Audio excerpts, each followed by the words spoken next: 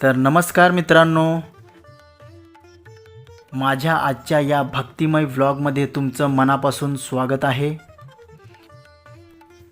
आज मी निघालोय महाराष्ट्रातील अत्यंत प्रसिद्ध आणि श्रद्धास्थान असलेल्या सप्तशृंगी मातेच्या दर्शनासाठी।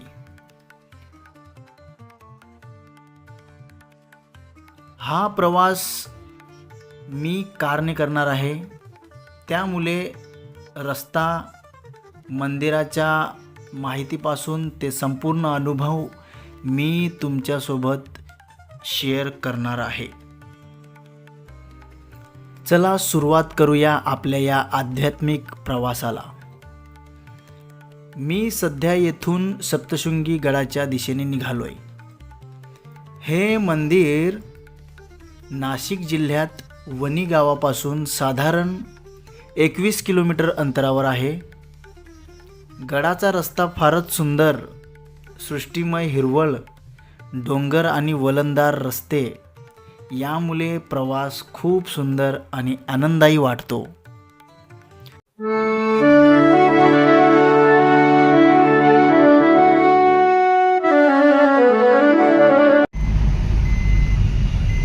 कंस्ट्रक्शन चालू आहे बाबा।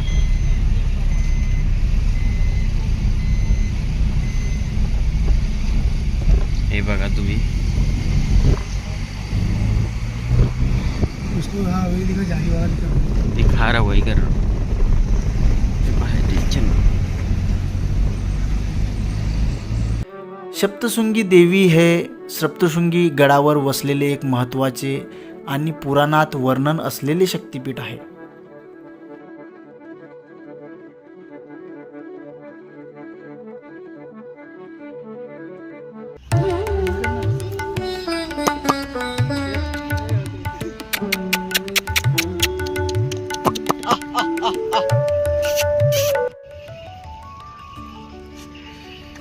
चल मित्रांनो, आता सप्तशृंगी गडावर आम्ही चाललेलो आहोत आणि फक्त 5 किलोमीटर बाकी आहे आणि आता थोडं थांबलो जरा। 200 किलोमीटर आम्ही डायरेक्टली शनी शिंगणापूर टू सप्तशृंगी गड 200 किलोमीटर फक्त आलेलो आहोत। म्हणजे 205 किलोमीटर होतं शनी शिंगणापूरपासून ते सप्तशृंगी गड। 200 किलोमीटर झालेलं, आता फक्त 5 किलोमीटर बाकी आहे आणि इथे थांबलेलो आहोत। हा पॉईंट आहे, कुठला तरी पॉईंट आहे, मस्त पॉईंट आहे, त्यासाठी जरा थांबलेलो आणि थोडे बघूया आता काय, थोडं फिरून इकडे, त्यानंतर मातेच्या दर्शनासाठी जाऊया। चला तर या नजारा बघूया। बैठे नाही उद्या चला।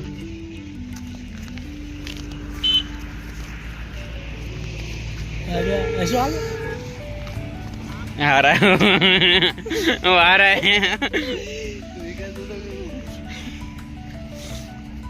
रुको ना कसं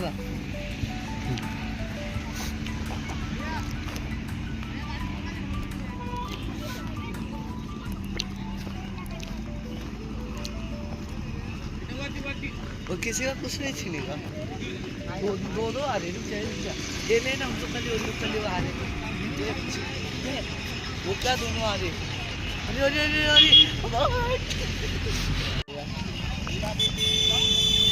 अरे वाह, फुल गुस्से में भाई।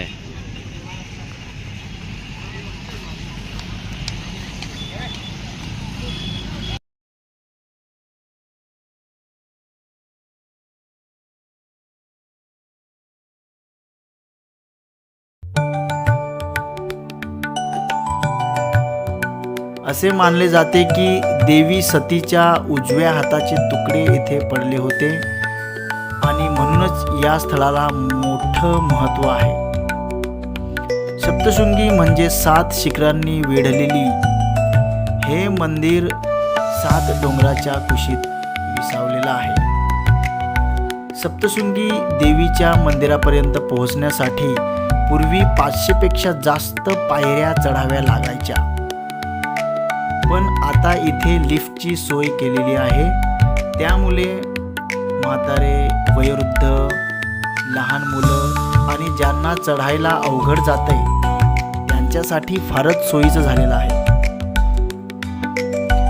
मंदिरात प्रवेश करताच वातावरणात एक वेगळाच भक्तिभाव अनुभवला मिळतो. देवीची सुंदर आणि भव्य मूर्ती पाहताना मन अगदी शांत आणि प्रसन्न होतं.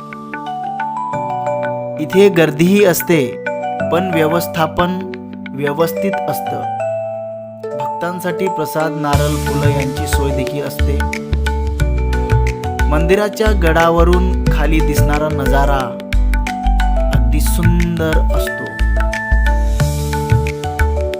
डोंगर, वनराई, खालची वनी, गावाची किंचित गोष्ट आणि दूर दूरचा नजारा, हा अनुभव शब्दात मांडणं कठीण आहे.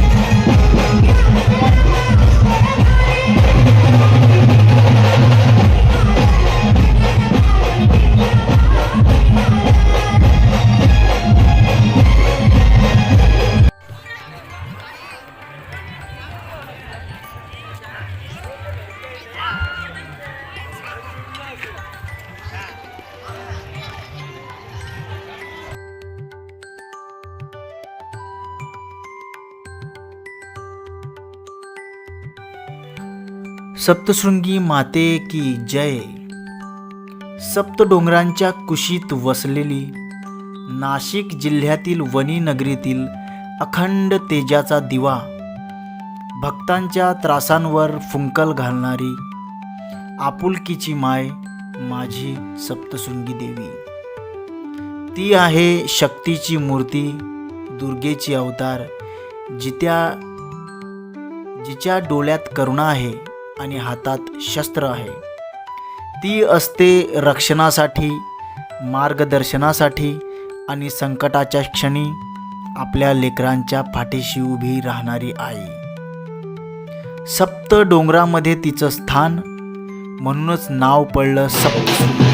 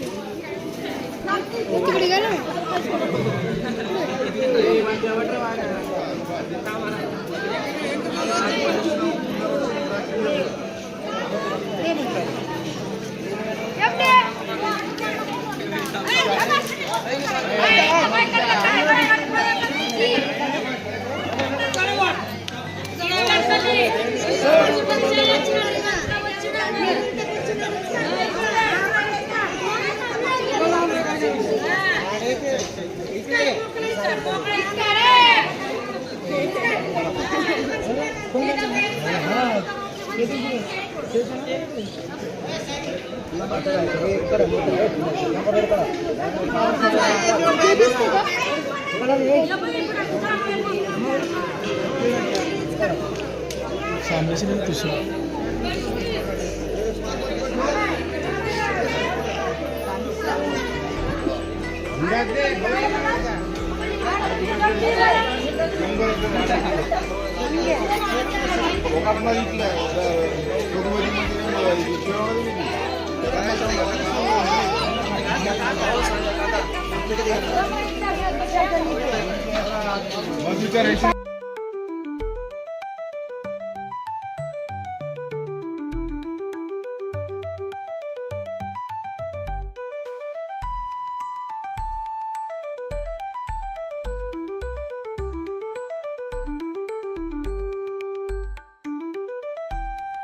पौराणिक कथेनुसार देवी दुर्गेने महिषासुराचा वध इथेच केला आणि या भूमीला पावन केलं. म्हणूनच इथे देवीला सप्तशृंगी निवासिनी म्हणजेच सप्तशृंग पर्वतावर राहणारी देवी असं संबोधलं जातं. पौराणिक कथेनुसार अनेक वर्षापूर्वी त्रैलोक्याला त्रास देणारा एक भयंकर राक्षस होऊन गेला, महिषासूर. त्याने ब्रह्मदेवाकडून अमरतेचं वरदान मिळवलं होतं. कोणताही देव त्याला वध करू शकणार नाही. मग काय, महिषासुराने सर्व देवतांना पराजित करून त्यांचं स्थानच हिरावून घेतलं. सर्व देवता भीतीने त्रस्त झाले आणि त्यांनी एकत्र येऊन भगवान विष्णू, महादेव आणि ब्रह्मदेवाच्या साक्षीने एक अद्भुत तेज निर्माण केलं. हे तेज होतं महाशक्तीचं, आदिशक्तीचं, देवीचं. देवतांच्या त्या तेजातून प्रकट झाली सप्तशृंगी माता. तिच्या 11 हातात विविध अस्त्र आणि तिच्या तेजमय डोळ्यात असला तेज की सर्व लोकांच्या आशा तिच्याकडे लागून राहिल्या. महिषासूर आणि देवी यांच्यात भीषण युद्ध सुरू झालं.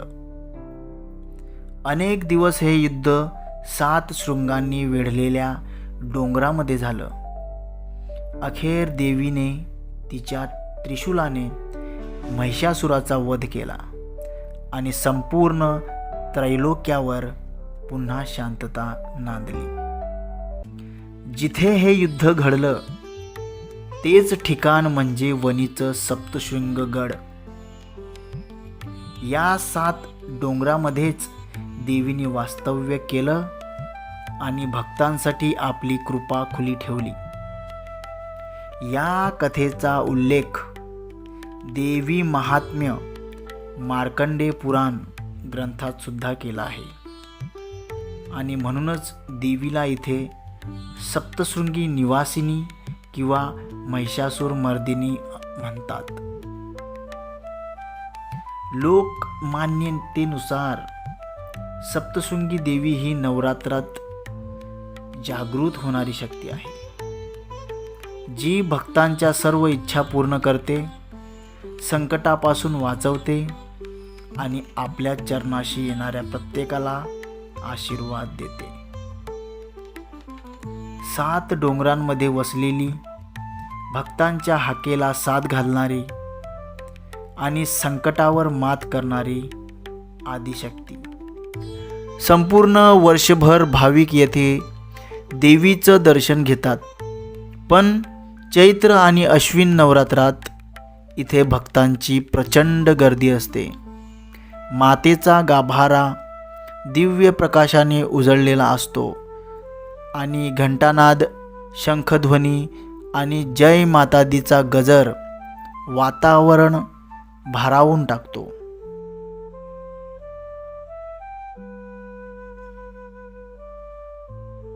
वणीच्या डोंगरावरची ही 108 पायऱ्यांची वाट भक्तांच्या श्रद्धेची परीक्षा घेते आणि वरती मिळतो देवीच्या डोळ्यातून ओसंडणारा आशीर्वाद.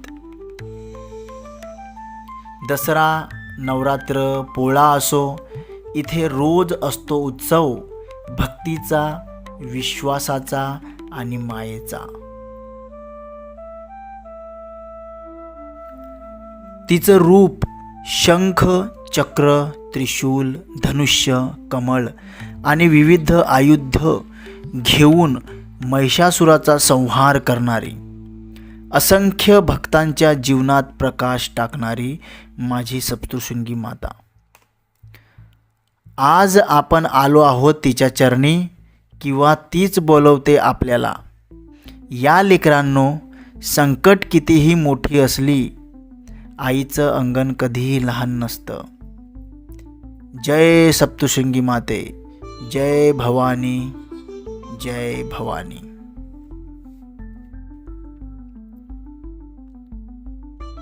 येथील वातावरण फक्त आध्यात्मिक नाही तर निसर्गरम्य सुद्धा आहे.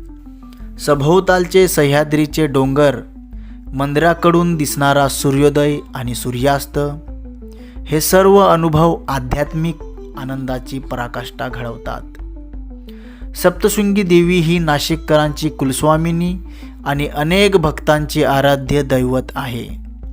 असे म्हणतात की जो एकदा सप्तशृंगी मातेच्या चरणी येतो त्याचं आयुष्य सुख समृद्धीनं भरून जातं. चला तर मग या शक्तीच्या निवासस्थानी आपण सुद्धा एकदा तरी नतमस्तक होऊया.